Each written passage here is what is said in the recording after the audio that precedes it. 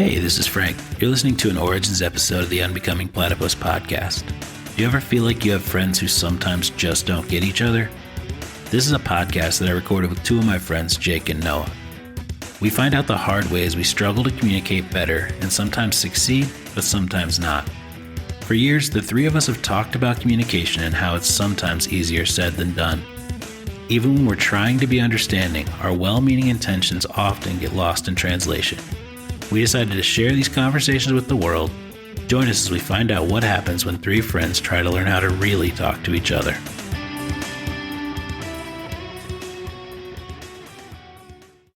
Hey, after you tell us what Google is, can you tell us what Bluetooth is?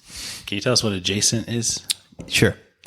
So all three in a row. Let's start with Google. I typed in what is Google into Google, and the first result is Wikipedia.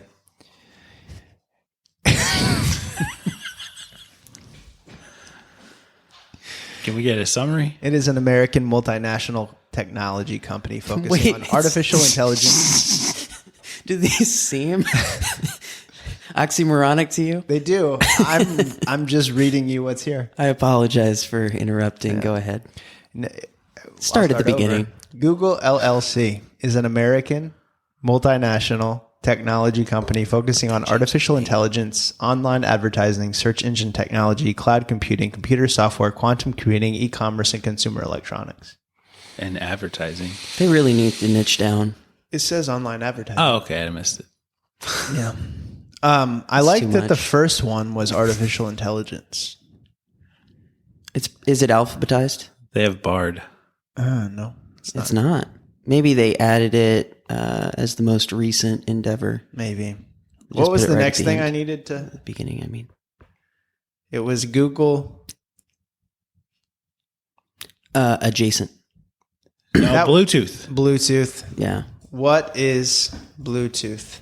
I know what it is. You want to just tell us? And No. okay. It's short range wireless technology. The first result designed for that to one replace is cables. Samsung. Samsung Is the authority on Bluetooth? They did the No. best job of optimizing for it. Oh. Bluetooth is a wireless technology that uses a radio frequency to share data over a short distance, eliminating the need for wires. That's almost an exact match for what I said. It is. And then what is adjacent?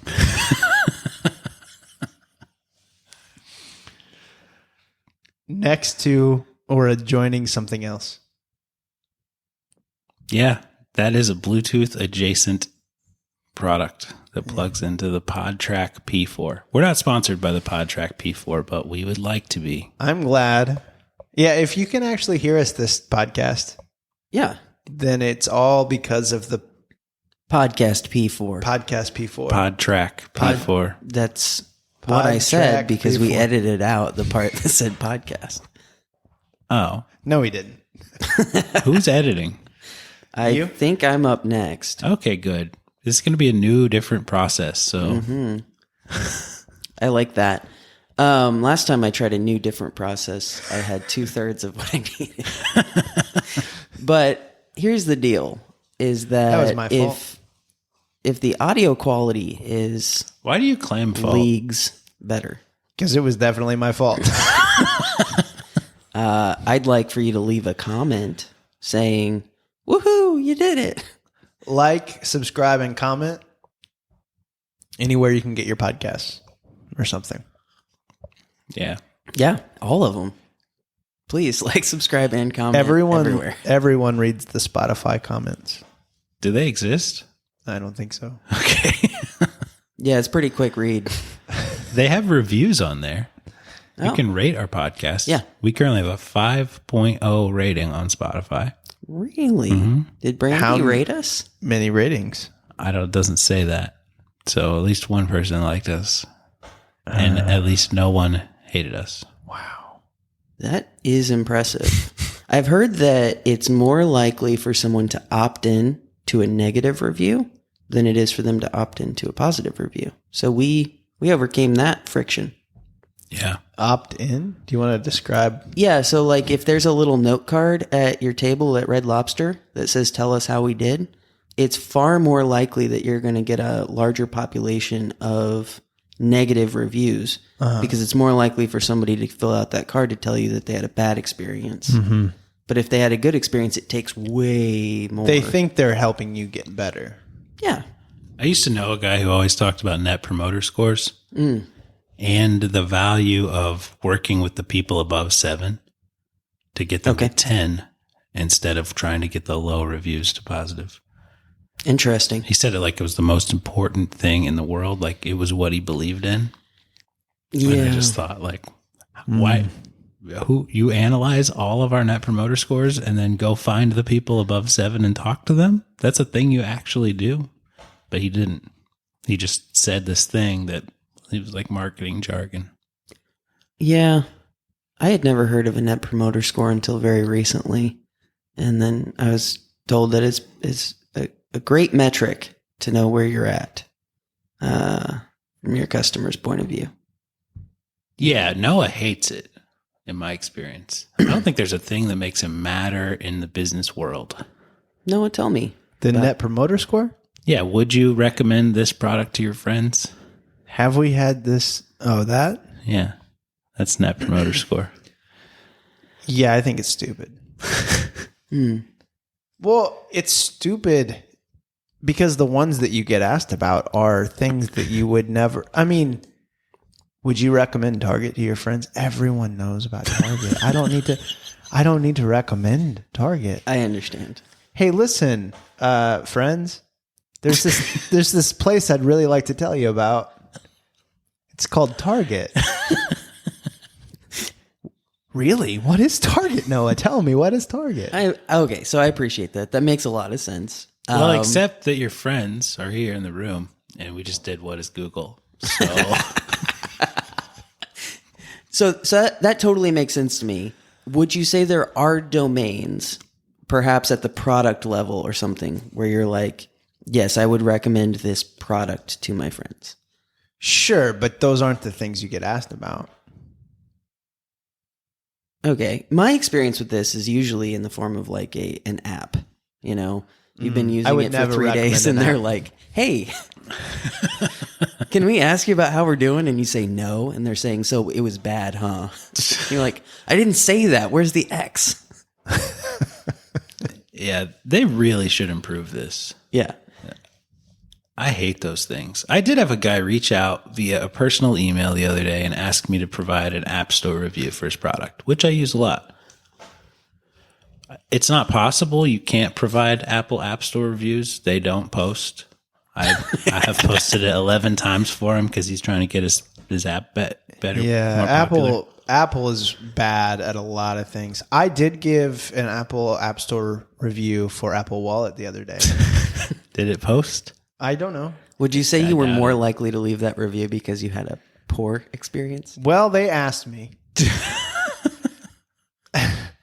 Apple Wallet does not work for the thing that it's built for, which is Apple Pay to store my cards, to be able to use whatever. Does not work. Cannot, no matter how I try, it won't save a credit card into my Apple Wallet. So I don't have Apple Wallet on my phone. Mm-hmm. Then you travel via American Airlines, and the boarding pass makes you put it into a wallet. It will not show me the boarding pass on the app, no matter what I do. Yeah. Had to download Apple Wallet to store my boarding passes to get on the airplanes. And then Apple Wallet had the nerve to ask me to rate it, so I did. And let's say you had a good experience, as in it just worked. Would you have rated it? Probably not. But I also wouldn't have given it a negative review if I hadn't had to install it, delete it, install it, delete it, install it, and delete it several times. And then they ask me how it works. They should know that it's not working. They made the app not work. You know, I did have this experience with Netflix recently. I was streaming something and it stopped a few times. And Netflix was like, so this doesn't seem like it's working very well for you. Let's try to determine what the issue is. Is it are there other people streaming video at the same time? Were there? No. Oh, okay. It was like, is your Wi-Fi router in the same room? Was it? It was not. Ah, that might have been it. Yeah. And then he said, not he. Okay. It was a robot. No, it was a 3-part survey. Did a man appear? The other piece was, are you able to stream Netflix on your other devices? And it was like, so if you are, it's likely not Netflix services. It's probably your router. But I thought that was really interesting. They're tracking this data and they're proactively trying to provide a solution. Knowing what I know about the Apple Wallet issue you face, it would be wonderful if they said, are other people near you able to use Apple Wallet? You may be the problem. Yeah. It's the worst app I've ever tried to use in my life. Yeah. And I mean that sincerely. If it worked, 90% of people love it and 10% of people have your experience. Mm-hmm. And their app store reviews are either great or bad. Yeah, well, they should fix it. They have a 90% 5-star rating.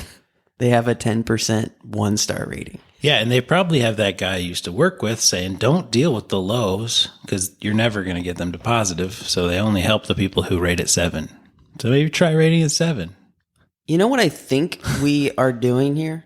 We're really saying there's a flaw in the system, which is Noah's favorite thing to say. It's a problem with the system. I've never heard you say it. You should say your favorite thing more. He says this, never in those words, but... You know what Noah's favorite thing to say is? A thing he doesn't ever say. He's never said it once. The problem is with the education system. It's set up in a dumb way. The problem is that we're hiring wrong. It's the system that's the problem. I really don't like when people make things that don't work. If you're going to make a thing, make it work. That bothers me. Yeah. Yeah. And if you can't make a thing that works, then just don't make the thing. Well, my point is that they are making the thing that works, but if it really is that they're not actually getting the negative feedback that they need in order to fix it in the minority of times that it's not working. I gave it to him. Then it's a problem with the system. I gave him the negative feedback. Well, you tried to. Did it ever go through? I don't know how to tell. Like, we don't accept 1-star reviews. That would They don't accept 5-star reviews either. They don't accept reviews. Oh, interesting. Let me see. I'm checking, but I've posted a review 5 or more times for this app. Mine never posted still.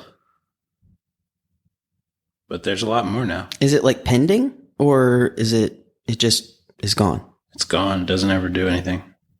Doesn't ever appear. Cool.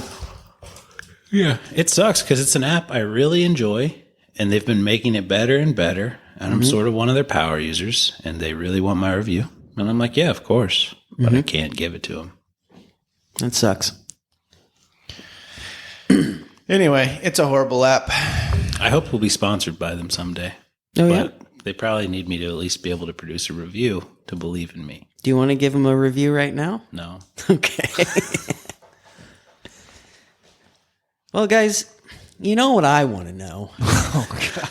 Uh-oh. Uh-oh. Here comes the transition. I want to know how you dealt with not knowing if your review was going to post or not. How was that uncertainty for you? Was it difficult to deal with? No, not really. Jessica had a similar experience recently where she was on Consumer Cellular, and she wanted to get on a plan with her boyfriend on AT&T. But there was some situation where they're using the same network, and literally you could not port from one to the other. Like, these companies, yeah, I've seen that, yeah. They talked to each other. It just wasn't going to happen.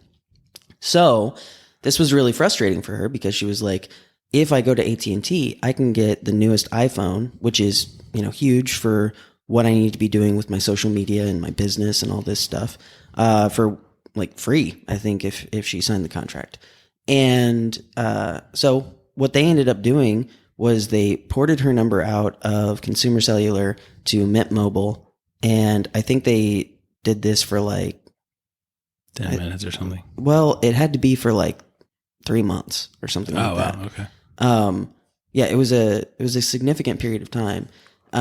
Anyway, so as soon as the third month ticked over, it was like, okay, you can do this now. And she's like, yeah, well, I'm paying an extra month at Mint Mobile. It doesn't matter. But now I can go over to AT&T, and she finally got her phone. But I thought it was a rather, ingenious way to, or not ingenious, but like, creative way to get around the problem. Yeah. Yeah. Well, I mean, big companies like this I don't think even intentionally, maybe they do intentionally, create situations where you have to work with their systems, and it certainly causes uncertainty. I mean, Noah can't use Apple Wallet. That's probably a good. Why don't you tell us about the American Airlines story? It causes me no uncertainty, just frustration.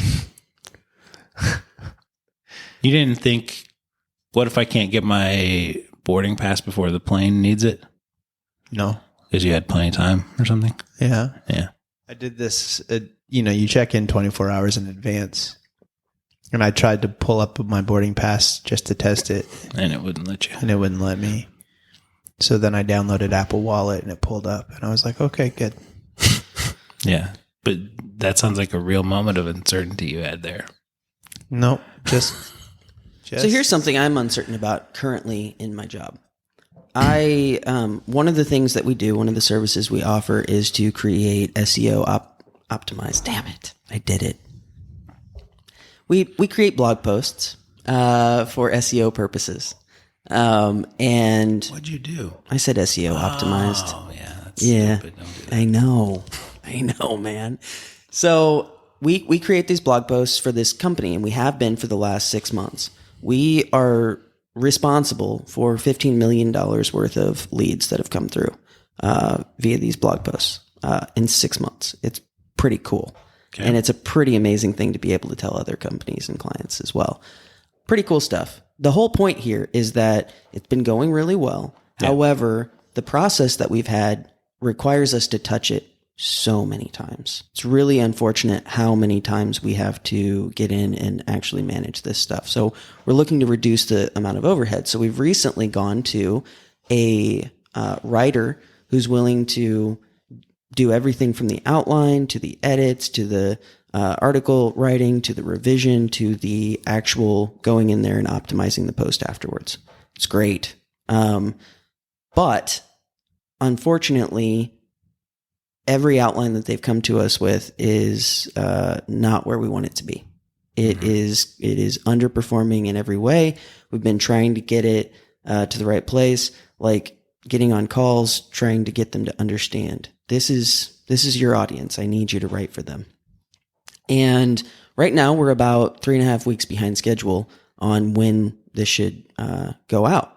And what I'm doing as the project manager is just assuming this may completely go under. Like this could be really bad.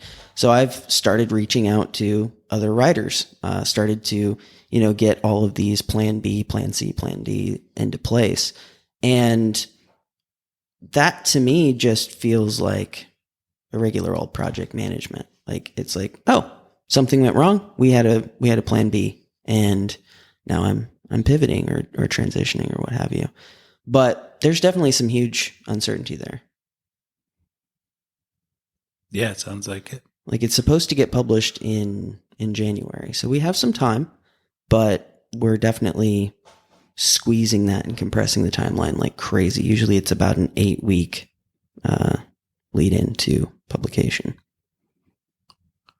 It's a new series or something? We're going with a new provider for the actual writing and yeah. I mean, you process. Regularly post weekly, or Yep. Regularly post weekly. And you have posts written through till January, but you need a new provider to start in January. Yes, which meant that they really needed to start the first week of November. But here we are at the end of November, and I don't have the first step in that process built out yet. Yeah. I have it. I had it back at the time. It's just... Who wrote the ones you have now? Simon did. Okay. Yeah. So if necessary, we could bang something out real quick. But right now we're still trying to use this as a learning experience, just assuming this is a growing pain and saying, hey, after we overcome this hurdle, the product should be way better after this. So there's that potential, but there's also the potential that it burns to the ground. Yeah. So. Yeah, I was talking to someone last week about this because they lost one of their best people.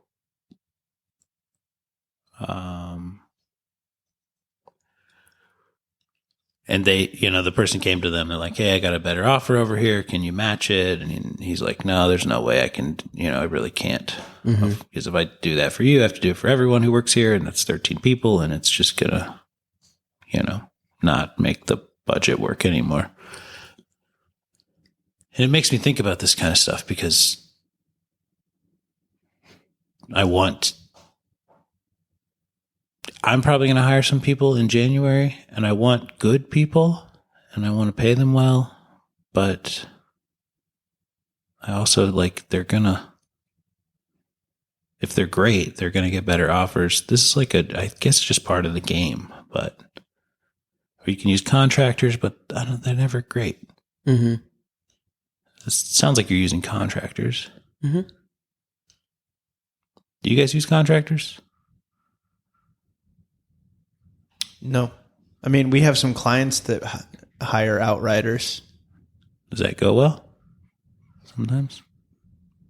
Yeah. Depends on the industry. I have one writer that we have worked with a couple of different clients, but they're in the same sort of space. They're like engineering technology type stuff. So he's very specialized in that industry. Yeah, that makes sense. Yep. It's sort of the same with this client. It's a very specialized topic. Yeah. What about the uncertainty bothers you? Oh, that's a lot to answer, but essentially it feels like a lot to help someone become great. It feels like a lot of energy. And it's kind of selfish, but it's just like if I'm going to put the energy out there, I don't want to lose the person. And something like that. Yeah. This touches on, I'm far less interested in uncertainty. Same. Than I am things like organizational development. Yeah. And I would say that if your focus is on helping people succeed and be great, you'll succeed and be great, and hopefully your growth is going to match their growth. Yeah. Which is a lot less uncertainty than you're alluding to. Oh, for sure. It's not even, I think the reason it bothers me on any level is that I know what I will do in the situation. I'm like, oh, you have a better opportunity. You should do it. Like, I know you should do what you think is cool for sure. And it's just like, okay, and we're going to have to restart, Mm-hmm. But that's fine. It's fine for sure. It just feels icky to have to deal with, but it's not that bad. Yeah. I mean, I wish we had more employers that did that. That said, hey, I care about you and your growth, and I'm going to help you follow it, whatever it is you want to do. Yeah. And I'll be okay. I agree. Yeah. Most of them don't. Or most of the ones I've worked for don't. Yeah, most don't. That's something that we're really thinking about a lot right now. I mean, the company I work for, there's 3 of us that are actually employed by this company. And, to be perfectly honest with you, it's really 2 of us that are doing the work, for the most part. And we're growing for sure. We're at a place where it is time to bring new people on board. And this is the critical moment to determine a lot of that culture. And we've had a lot of conversations about it, and it's easy when there's 2 people at a table. It's like, yeah, this is what we care about. These are our principles. But when you're actually interviewing people, and I've, interviewing someone on Tuesday, it is, okay, what are you telling me that I want to hear? And who are you as a person? Because we are, very principled in what we do. We care far more about people and relationships than we do about making money. And that has served us so incredibly well in the past, which is like, we have a client right now, who's getting his, budget cut for 2024. And he says, hey guys, I'm going to cut other things, not you. Our prices are going up in 2024. And he said, send it over. We're doing work with you. I'm getting rid of other stuff to make room for you.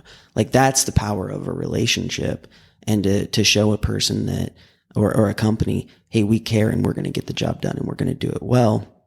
So now we're bringing on a salesperson. There's a difference in language, between sales and build language, like we've talked about before. And oftentimes that sales language kind of pretties things up. I think there's an element to that type of language that almost feels like we're talking about something else, where there's the potential to stretch the truth, I guess. Mm-hmm. And so this moment is very crucial to say, okay, what language are you going to use when you're talking to a client? Is it going to be relational? Is it going to be prettying up the product or the service? Because we want the former, and we're going to stick to that. So it's an interesting place to be. Yeah. Yeah. Sales is interesting. I think more and more that I don't think the build people should be involved in sales conversations. Maybe after they've made a decision to purchase and talk about implementation or something, but you just get lost on the wrong things. Absolutely. They just need help making a decision. That's really what sales is. And I don't know. I think you can always get out of a deal. So, like, if it doesn't work later, just cancel it. Don't do it. Mm-hmm. You know, that's an interesting thing. As a native speaker of build language who gets way too lost in the details, I recently had the experience of building out an offer. And when I presented this offer internally, I did it as a salesperson. Mm-hmm. It was insane to me. It was like, who's talking right now? I was talking in sales language like it was nothing. There were no details involved. It was, here's the dream. Here's what we're going to achieve. Here's the solution. Yeah. And it was like, I didn't know I could do that. It was a lot of fun. Yeah, it's weird. You don't need the details, and they literally bog the conversation down. The chances of derailing go up. You're like, It doesn't matter what it is. You could have the sweetest product ever with 10,000 features that does every imaginable thing. But if you say anything about any of the details, then someone might be like, oh, how does it integrate with email? Mm-hmm. And it could integrate in every way possible. But for you to get all those details right in a way that lines up for them in their head in the moment, it just doesn't belong in a sales conversation. Yeah. I think the offer itself lends itself to that. Like, how much are you helping out your salesperson by constructing an offer that is easy to talk about? Yeah. When we're talking about this offer that I put together, it was, okay, so we're going to put a number on this. You get this many number of management hours in the year. I was like, no, you get unlimited. You have a problem? It's solved. That's so much easier to talk about than, okay, well, does your request fall under these criteria? If so, then you get this many hours. No, absolutely not. Salesperson gets to say, no, this is a 100% managed solution. You let us know there's a problem. You want a new upgrade? It's yours. Yeah. That's a beautiful thing to be able to say. Right. Makes more sense. Mm-hmm. Does anything feel uncertain at the moment? No. Really? What if an asteroid hits us? I don't think a whole lot about uncertainty. I don't either. So that's a really good thing to talk about, though, because I felt the same thing when we started talking about whether we should talk about this topic, which we all ranked as the topic we wanted to talk about more than any other. I think that was an accident. It must have been. I think it was because we feel like we have a good handle on it. Maybe. I'm uncertain about that. Maybe so. I mean, the first thing that I came up with was, when I think of uncertainty, I think of trust. And when I really boil that down, what I'm saying is, when I meet people who believe that something is certain, I have a hard time giving them any of my trust. And if I boil that down further, I think it comes down to, I don't believe there is such a thing as certainty. I don't think any of us believe there's such a thing as certainty. So you're certain that there's uncertainty? Yeah, it's the only thing I'm certain of. I'm recovering from a brain aneurysm at the moment. Well, if I can't give my trust to a person who believes that things are certain, it means that something inside of me doesn't believe that person's trustworthy, because they're not looking at reality, which means that I believe reality on its own terms dictates that nothing is certain. That's a core premise that I'm operating under, whether I'm looking at it or not. Yeah. What I'm talking about is that there are people who use sales language, for instance, who say, you do this, you will get this. They state it like it's an absolute fact. But I have a really hard time believing those people or looking at them as rational individuals, because if you tell me that something is 100% going to happen, I don't believe you've actually looked at all the nooks and crannies of it. So I have a hard time trusting your mental processing. So I'll ask questions. And if I continue to get, no, it's just going to work, there's no reason to think about that, it's just going to work, I go, all right, well, we want different things in life. I don't know what that person, why would I even be listening to that person? I think we listen to those people all the time. You know, you see the Instagram video, and it's like this guy that's driving around in his modified Range Rover up to his mansion, and he says, you too can do what I've done. All you have to do is buy my product. You go, that product's not how you got there. You got there by selling this product to people who believe this product is how you got there. Yeah, it feels like a trick or something. Mm-hmm. Yeah. Yeah, it feels like intentional deceit often. For sure. That's out there. Yeah. Trust doesn't come into that picture for me, though. I don't trust people who sell me stuff. I mean, I do trust people who have sold me things after the evidence is in. Sure. But the likelihood of me trusting them up front, I'm just taking a gamble. Like if I know about them because someone else was like, they're good. If Noah told me about Target and he said it was really great, then I might trust them. But we all three said, yeah, certainty. That's dumb. So my question is, in what ways has this just premise of uncertainty affected you and your jobs and in your life? Like, do you find that you're putting a buffer between you and other things as a result, whether that's people or work or whatever? Excuse me. I hear you saying that certainty causes cynicism within you. Seeing it in other people. Right. Yeah. Seeing certainty in other people creates cynicism in you, which makes you question everything. That's kind of what I'm hearing. Yeah, sure. And I guess I've just never put that much thought into it. Uncertainty just doesn't bother me because I think the way that I look at the world is sort of that uncertainty is the norm. I mean, I was born, I could have died the next day. I could die tomorrow. I could die in an hour. Mm-hmm. That's sort of the premise we're living the life on, is uncertainty. And so from that aspect, I don't feel like anything's really certain at all. And therefore, I just don't put any thought into it. Mm-hmm.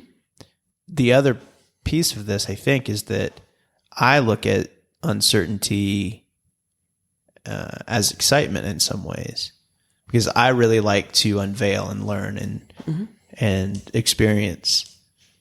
And there is no learning or unveiling or experience if I know.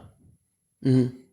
So for me, it's not nearly as sort of abstract as what you're talking about for you. It just doesn't matter to me that much. Sure. Well, to be clear, it's not this abstract for me. I broke it down to be abstract to talk about who we are as people. But I totally agree with you. Like, it sounds to me like what you're saying is uncertainty is a fact of life. And I have approached life based on this premise in such a way that I actually become excited about what I don't know, what's coming next. Yeah, I agree with this. I think as a paramedic, I enjoyed the uncertainty. Uncertainty is probably like not even my favorite word to use for it. It's just variety.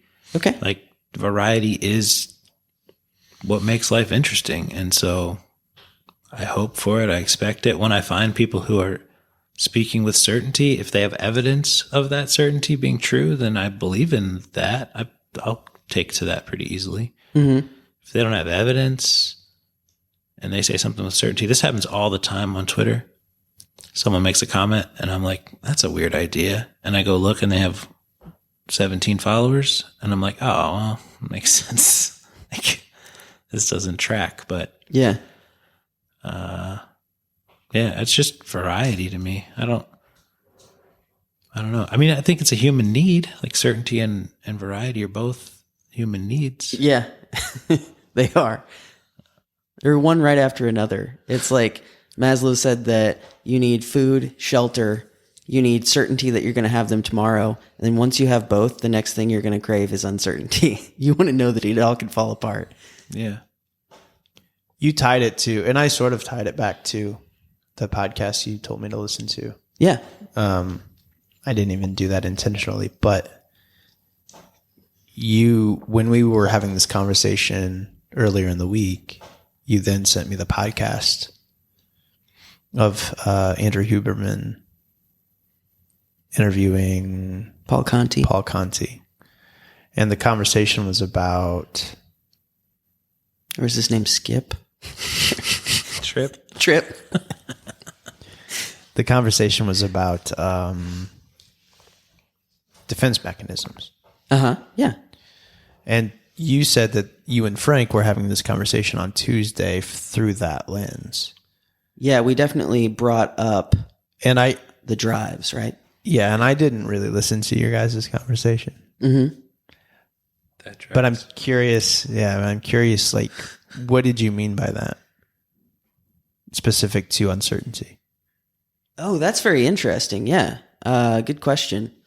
So we briefly said, I think that there's probably a continuum of how people act in the world based on their certainty levels or their desire for certainty levels, something like this. So somebody that is super high in the pleasure drive arena, somebody who's always going after feeling good and comfortable, that sort of thing, might push their concepts of what should be to such an extreme that everything is sort of known. So it's like, hey, I can't get hurt because I've already said it's certain that this person is going to fall through. Like, I can't trust them. I'm certain of it. So I can't be disappointed when they surprise me. somebody in the aggressive drive sort of scenario might say, hey, I'm so certain I want this to happen so badly that despite all the evidence that's coming at me, I'm going to continue on this path. I'm going to drive it home, and it doesn't matter who gets hurt in the short term.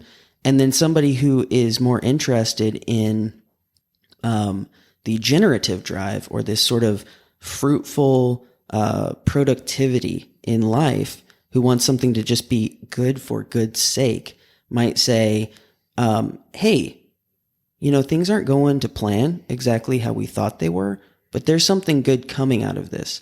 Let's dig it up and see what's here anyway. Let's see what potential exists, and maybe we'll come up with something better than we ever planned to begin with.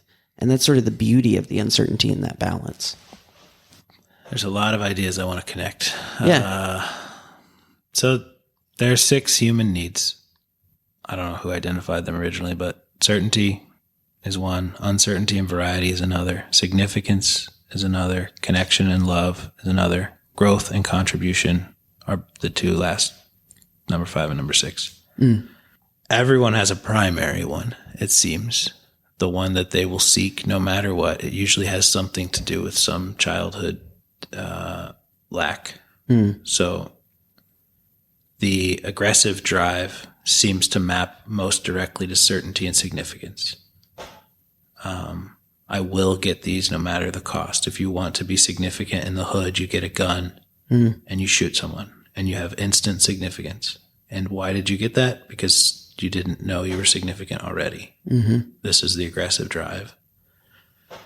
Pleasure drive seems to map most to uncertainty and variety and connection and love. You don't feel good. Like that's just for some reason you didn't feel loved. When you do this substance, you feel good. So you max this out. This is heroin. This is food addiction. This is the pleasure drive. And the other 2 are growth and contribution. And I think if you grow up in a sort of healthy scenario, these are the most automatic that happen. Like the thing that makes you feel good is becoming a part of the larger world and growing and contributing. And I think if you have the aggressive or pleasure drive sort of overriding this generative drive, growth and contribution, then finding a path to growth and contribution is the way that you will have the most fulfilled life. That's sort of where how I think about these things anyways. Yeah, there seems to be a mapping between how I-centered and how we-centered those are as well. Definitely. Yeah. I definitely deviate more toward the pleasure drive in my own life than the aggressive drive. Yeah. For sure. It depends on the season of my life. Yeah. When I was younger, I was much more... I mean, I wasn't like... I don't think I was ever super vigilant, but I did seek significance in a lot bigger way. That's true for me as well. But I almost wonder if I wasn't getting like this dopamine hit from the significance itself. If it wasn't like harnessing my pleasure drive to be significant. Oh, sure. Yeah. Yeah. Well, yeah. And I don't know all the neurochemistry. They're probably the same drive. Sure. In the end. Right. It's just the expression that's different. Yeah. That you could lump them all in the Venn diagram of selfish drive if you wanted. It's like, I need this world to be my way.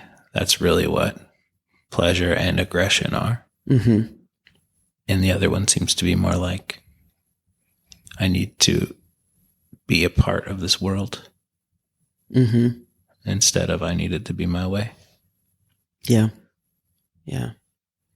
That's so interesting. It makes me think of how, if the Golden Gate Bridge couldn't sway like 6 feet in either direction, or the St. Louis Arch or whatever, it would shatter.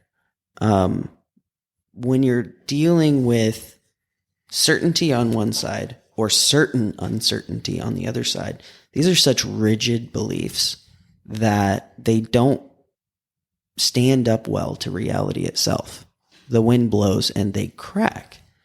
And it's an opportunity at that point to either see the light shining through the cracks at what reality really is, or to double down on your efforts and to say, oh, I just wasn't holding on strong enough. Yeah. I'll hold on stronger for next time. Right. Yeah. Yeah. I mean, I just think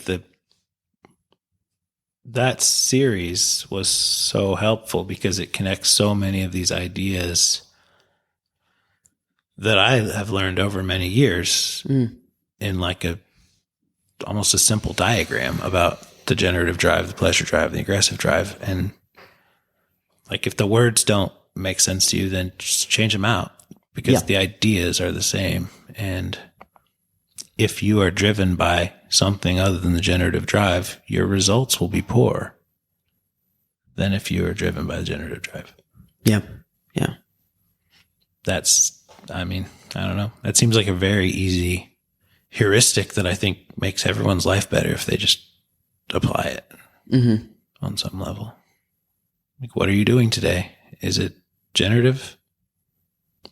If not, do you think there's anything you can move in that direction? Like, 'cause you'll be happier. I like that a lot. One of the questions I've been asking myself at the beginning of every morning is like, how identified with my emotions or my thoughts am I? And I mean, that's why I meditate every morning, is to sort of get to a step back sort of position. And it's definitely helped me a lot to not be so reactive in the world. But something that I've noticed in my life as a cycle is sort of a pleasure-seeking, like, purchasing cycle. If I'm uncomfortable, I've told Noah about this before, like, or uncertain about something in my environment, I will purchase things that make me feel comfortable. And it's like a quick dopamine hit in one way. But another way to look at it is, if I spend all the money I have or something like that, I will be certain of the outcome. I don't know what success looks like, but I know what it is to be struggling to put myself in that same position I've been in before. And I think that this question that you just posed, am I being driven by the generative drive or this pleasure drive, is a great way to look at my behaviors and say, which one is it? Am I trying to proliferate and, be a source of good and communal abundance in the world? Or am I trying to make myself more comfortable right now? Yeah. And it's not that those other drives don't play into the generative sometimes. If they are less than the generative, they're valuable. Mm-hmm. Yeah. Seeking connection and love inside of a relationship when you're generative is an amazing thing. And enjoying food with people when you're generative is great. And rising to a leadership position when you are a generative person is wonderful. Like, significance is great. And finding certainty, like Alex Hormozy has about the marketing channels for leads, is great. This is a good thing, and it's very aggressive, but yeah, it's under the generative drive. It's when those drives are outside overriding the generative drive that you get into trouble. Mm-hmm. That's very interesting. I mean, I think what you're describing right now is a form of sublimation, which is taking these sort of maladaptive behavioral mechanisms or defense mechanisms and channeling that drive towards something productive. I really love that idea. We've talked about it a few times, like with Matt Fraser saying, oh, he's got this insane amount of anxiety, but it's driving him. And he's like, but it's got a definitive end. It's got a timeline on it. I'm going to use it for now. And it results, right? I love that idea. So what episode did you listen to? The first one. Okay. I'm glad I sent the right one. That's all I really cared about. Yeah. I honestly didn't find it that interesting. Yeah. Which I tried, and you guys seemed to both like it a lot. And so I was really trying to listen intently and find something to connect to, but it just wasn't that interesting to me. Did you not find it interesting in the same way that you don't find Atomic Habits interesting? Maybe. I don't know. That would require me to have some understanding of why I don't find it interesting. Well, I mean, did they just seem like self-evident? Like everything they were saying just seemed... Yeah, maybe so. Yeah, it's not that I thought it was a horrible podcast or something, but I struggled to get into it. And I listened to almost 4 hours of podcast in a car by myself. So, I don't know. I guess nothing seemed super enlightening to me. And maybe that's what you're saying. Yeah. Sure. Yeah, I think I love vocabulary. When we talk about the Enneagram, the biggest thing it did for me was it gave me a framework and a new vocabulary for talking about things that were happening every day. We know from a psycholinguistic perspective that additional words make us more sensitive to our environment and those aspects in the environment. So like right here, Frank just said, this is a question we can ask ourselves. I think that was the value that I derived from these talks, which was like, oh, this is a framework for thinking about things. And this is new vocabulary. And now I can look at the world in a ever so slightly differently tinted lens that helps me see it more clearly. Yeah. The more I think about this, I actually think that part of the problem for me with the podcast was I don't think it was granular enough. I think it was the language was too general. And so it's sort of every kind of example they gave just felt similar to me. They just felt like this general, oh yeah, this person's responding to a thing. Yeah, well, I agree with you. And that's what I liked about it, actually, because these ideas, almost everything they talked about in that podcast is something I have individually discovered in detail. But I hadn't seen someone put it all together that way in such a general and simple. And it's like that heuristic we've talked about before where it's very complex in the middle and it's simple. It's the same idea as like if you eat less than 20 total carbohydrates a day, you lose weight. Yeah. To me, it's true. And it's way too simple because it doesn't do anything about I can't stop eating cinnamon rolls. It does nothing for that problem. Right. Well, except it does solve it if you just do it. But, unless you're the kind of person who can just will it done, then you're never going to find that out. So it depends on the person whether you need more details or not. Absolutely. I thought you told me specifically, you said the third episode, that's where some good stuff's at. It was the one about relationships and like, how do we apply this framework to relationships? And I thought it was so interesting that they were talking about compatibility quite a bit. And they said, well, you could have two people who really love music, but, this person likes opera and this person likes, punk rock. And they actually, are at odds with each other. And so the seemingly compatible trait is actually incompatible. What we find and what you just said is that, in the higher up you go, the more simple it becomes, is that they used this generative drive to say that's really, where compatibility lies. You could have two people, this one likes music and that one, is a data scientist and loves spreadsheets, and they seem to have on the surface nothing in common.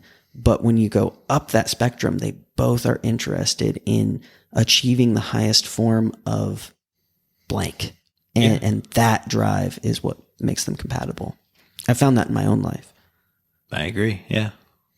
Do you think people who don't find themselves interested in the generative drive should? find other people who aren't interested in generative drive to be selfish with together for their own compatibility? That's a really interesting question. I hate the word should. I think that they do. Yeah, I agree. I think of like addicts working together to keep each other addicted, and power hungry groups working together to fight for significance. And what's interesting though is the opposite's also true. Addicts working together to, to stay away from what they're addicted to. Yeah, their generative drive is growing. Exactly. I'm saying, what about if I'm not interested in that? I just really believe pleasure is it for me. Yeah. What should I do? How should I best optimize the pleasure drive?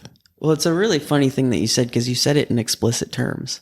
You said, I believe that pleasure is it for me. And I think that most people who actually do believe that could never put that into words because they're so inundated by their pleasure drive that their prefrontal cortex is not online. Yeah, I agree. But if that is occurring, I think the question is, all those people who say shit that drives me insane, like they just say, if you'll just get out of bed early, 1 hour earlier, if you'll just exercise, you'll feel really great. And that piece of you that says, that can't possibly be true. They're lying to me, whatever it is. I've tried it and it sucks. Ask yourself what the world would be like if it was true. Like, why are all these people saying the same thing if they're just making it up? Like, what might be there? And I think that's true for anyone, anywhere, including myself. Yeah. So you don't think they should just go off the deep end? No, I think most of the good stuff happens when you ask yourself, what is the worst thing a person could be? And then you find it within yourself, that trait, and then you find a way to love yourself anyway. That's like the beginning of seeing the world through a collective lens and through humility. And you start to embrace change a little bit more.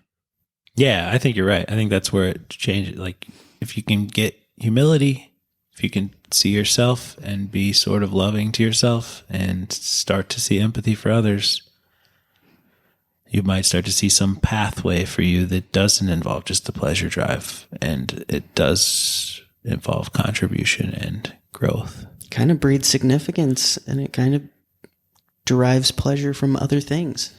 Yeah, and it ends in suicide way less. Sure. Less.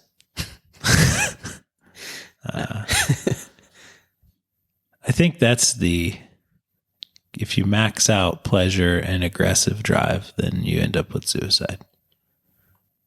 There's nothing. That's probably true. There's nothing else I could possibly do for the world.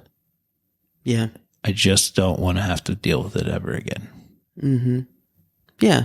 I think that those are pathways to a certain nihilism. Yeah. Yeah. It's sad to me, suicide.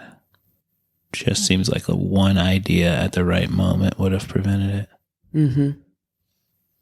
Yeah, I think it's interesting. It's one of those things that it's like suicide is the result of something, and the thing of which it is a result is the sad thing. And usually it's a desperation, a belief that a certainty that life is a certain way and it's never going to be any different.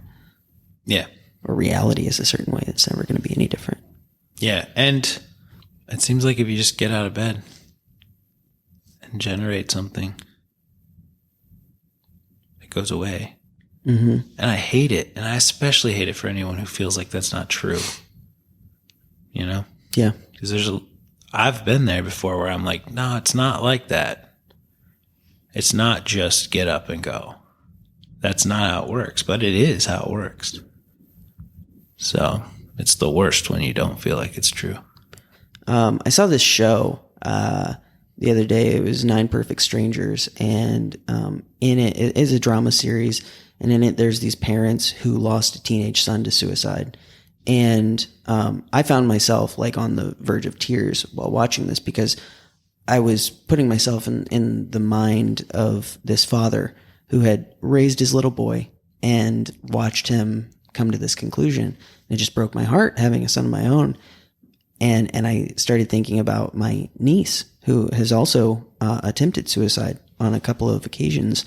And it's like, if you can give yourself just a little while longer, you can see that, the deepest pain you've ever experienced is only one step in the path toward the greatest joy you could ever experience. And that feels like not the right message for someone in that moment, because it's so unbelievable. It's so incongruent with their experience that they're like, you're making it up. You're just trying to trick me into taking the next step. But like, as someone who has gone through some very desperate times in life and come out the other side, to experience that joy, it's really hard to describe it any other way. Like, without that deep pit, I never could have experienced the mountaintop, because it's that contrast that allows me to see the beauty. Yeah, that even feels like too much to me. Mm-hmm. Not that it's not true. Sure. I just mean that it feels like an extreme belief to come up with. But it's certainly true that if you are at the deepest, darkest bottom of a pit, the next step must be up. Like, it may be a while before you get to the mountaintop, but if this is the worst, then tomorrow will be a better day. Yeah. Seems more believable. Sure. It's the question of whether it's enough, I think. Yeah. But if it can be enough. Well, I think Conte said that the low defines the high. Mm-hmm. Exactly. Which makes some sense. I'm looking at the pillars of mental health, and I'm also looking at the 6 human needs thing that you were talking about. I think this is all stuff that I've thought about and worked on for a while now. And so it just kind of makes sense to me. Mm-hmm. I don't know that it's helpful to the listeners to talk about this Pillars of Mental Health document without them being able to look at it. Yeah, I can say that the iceberg diagram of the self that was also one of the PDFs, it shows, the conscious self at the top. It's the very tip of the iceberg, but most of our self is this subconscious area. And we've got all these defensive mechanisms, and some of them are healthy and they let the light shine through, and some of them are unhealthy and they make it impossible to know what's below the surface. And so this probably would have been a better framework to present the uncertainty idea. I just noticed that all of us were eager to say, yeah, uncertainty. I mean, uncertainty is a given. And it was like, okay, well, that is some sort of mechanism in our lives. Let's look at that uncertainty and see where the light is shining through and what's on the other side. Yeah. I think all of us have done a lot of self-exploration over, we're all way different than we were 10 years ago. No doubt. And I think the biggest reason, there are lots of reasons, but I think the biggest reason is we've all done lots of sort of self-assessment. Yeah. And so when I look at this iceberg model and I think about the unconscious mind, for me personally, a lot of that stuff, we all have defense mechanisms and we all have things that we're not aware of yet. Not saying that doesn't exist for me, but a lot of that stuff underneath I've identified. Doesn't mean that I necessarily control it all the time, but I certainly understand what's going on a lot of the time with myself. Even if it's something I react to, a lot of times I step back and go, okay, this is why. So I think part of the reason that podcast was sort of, boring for me was that I've kind of put this thought into myself. I'm not really that interested in other people. Yeah. Yeah. And when I look at the pillars of mental health, and when I look at the 6 human needs, I think that holds up. Like, I'm really just not that interested in other people. In fact, if I had to rank the 6 needs for myself, just to read them off, this is not the ranking, but they are love and connection, variety, significance, certainty, growth, contribution. Those are the 6. And I would say contribution, which I think is probably the one that is most focused on other people, contributing to society, contributing to others, whatever, is either my 5th or 6th ranked one. I just don't care that much. Mm-hmm. And so I'm sort of like focused inward a lot of the time these days. And that doesn't mean I have everything figured out, but I'm just not, when we talk about uncertainty, I'm just not that worried about it. Yeah, no, that makes sense to me. I think that what Frank, you were saying, to kind of bring this back around to potentially a conclusion, is that all of these drives, all of these defensive mechanisms, they can be healthy or they can be unhealthy. They can be adjacent to the generative drive, or they can be all out on their own. And I think that the more that we lean into that generative drive,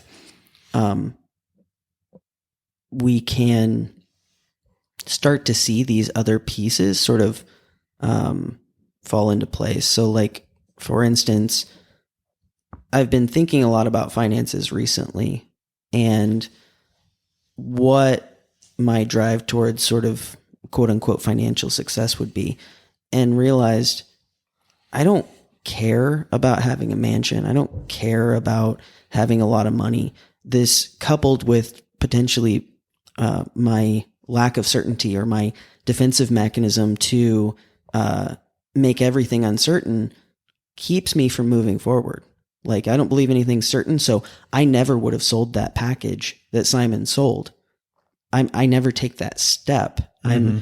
I'm less industrious, probably because I have a defensive mechanism that needs to be uncertain. But then all of a sudden, I asked myself this question, and it's like, light bulb moment for me, but super simple. And it is, what's your why? Why would you ever want to be financially successful? And I realized that the only thing I could really come up with was that by sort of achieving this level of security, I could release myself from these physical needs of food, shelter, future security. Sure. And allow myself the mental space to grow and then sort of reinvest that into other people. And that why for me clicked. And I went, oh, I'm willing to take some steps into uncertainty, grow, become something different, and share that with the world. I relate to that a lot more than some of the other stuff we've been talking about rather. I don't think most people really care about money as much as they think they do. It's always something that is lying under that. Most of it, I think, is probably certainty or security, more or less. For me, that's true. I don't care to be rich or something, but I certainly don't want to just quit my job, because I also want the security to know that I can pay my bills and live my life, right? So there's somewhere in between for me that is the most comfortable. Mm-hmm. And my ultimate why is freedom. Like, I just want to be able to explore the things I want to explore. And for you, I mean, you said something about helping others or whatever. Mine is just freedom to explore, freedom to learn, freedom to uncover other things that might be fun for myself, Mm-hmm. So I relate to that a lot more than some of this other certainty talk. Yeah. But I kind of think that's me wanting to, in some ways it's certainty, and in other ways I think it's me really wanting more uncertainty or exploring the uncertainty. Mm-hmm. Yeah, it reminds me of that channel that you were following for quite a while. I don't know if you still do. The big statement was seek discomfort. that could be synonymous with seek uncertainty. Yeah, yes theory. Mm-hmm. Mm-hmm. It reminds me of one of my favorite quotes. I may have shared it here before, but it's G.K. Chesterton who says that poetry is sane because it floats easily on the infinite sea. Reason seeks to cross the infinite sea and so make it finite. I think it's beautiful in so many ways, but it just really calcifies this idea that no matter how much we want to make something certain, if it is by very nature uncertain, believing it is certain is a fantasy and not the thing itself.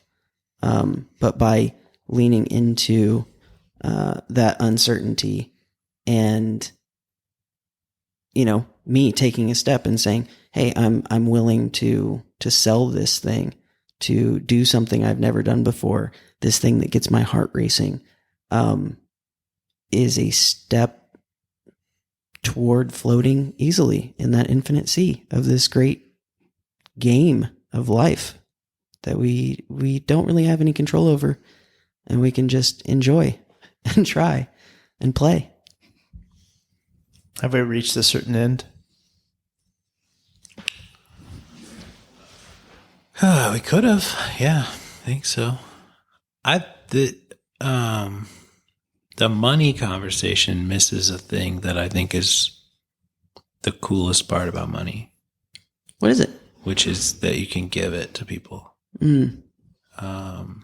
So freedom, I used to seek freedom a lot with money, and I built up enough that it felt free a few different times at different thresholds in my life. And there's no bank balance that will feel as good as giving someone some money that they don't have. Like they don't have a way to solve this problem, and you just make it go away for them. I just think we should say that. That's all. I like it. Embracing uncertainty is really embracing reality and possibility and growth and yeah. Are you summarizing this podcast as though it were about uncertainty? Yeah. If you're a listener, please let us know if this podcast was about uncertainty, because it will help us to see reality as it is for you as our tuppies. All right. Thanks for listening. Thanks, guys. Out. Hey, it's Frank again. Thanks for listening to an Origins episode of the Unbecoming Platypus podcast. If you enjoyed this episode, please subscribe to our podcast to stay updated on future episodes. You can also check us out online at theunbecomingplatypus.com. We hope these conversations inspire you to improve your communication skills and deepen your connections with your own friends and loved ones. Until next time, this has been the Unbecoming Platypus podcast.